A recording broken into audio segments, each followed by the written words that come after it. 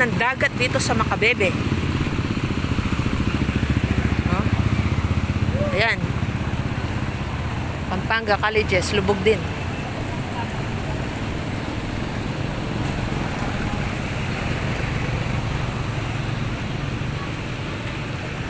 Meron na naman siguro silang binuksan na mga dam. Kaya ito, biglang lumaki ulit yung tubig dito sa Macabebe.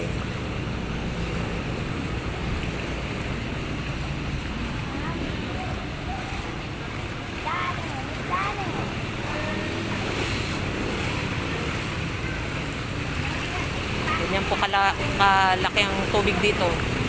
Yan, pag may ganyan kayo sasakyan, yan, tumirik na yung sa tricycle ni Kuya.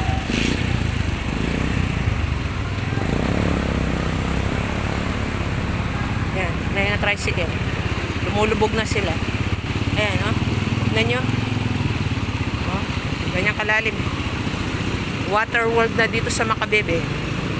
Kung meron kayong sariling yate, gamitin nyo na.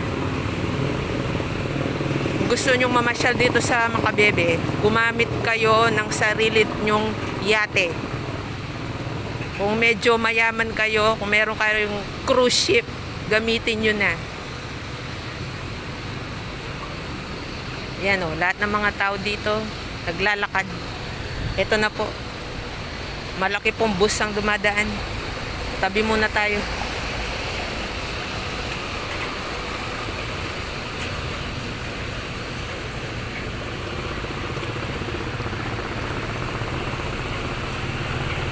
Nag-evacuate na po sila. Hindi naman umulan, pero lumaki yung tubig. Oh, meron pang fountain dito.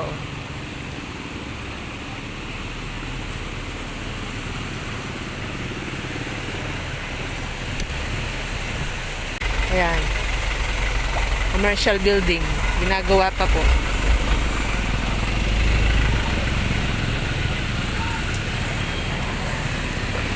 Ayan, mga sako. Ayan. Malaking tulong yung mga sakong buhangin. Ayan. Mababa yung bahay nila eh. Pag hindi nilagyan ng mga sakong may buhangin, papasok doon sa loob. Naku. Grabe. Ayan. Oh, eto, tignan nyo. Pumasok na rin dito yung tubig.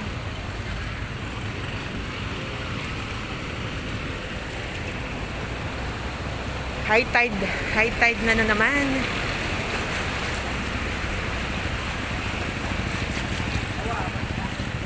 Kahapon hindi man ganito kalaki. Lalo lumaki yung baha dito sa Macabebe.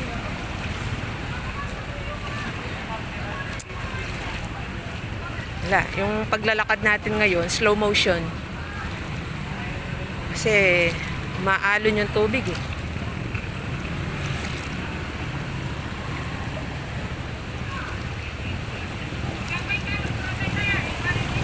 Yan po ang kalagayan dito sa Macabebe.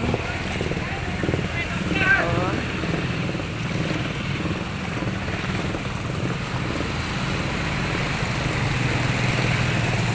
Yan, banda dun din, no? O, nakasara si M. Luwilier.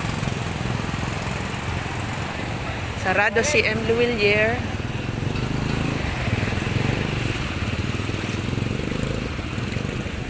O, talagang sana wag nang umulan ng sobrang lakas para mawala na yung baha dito.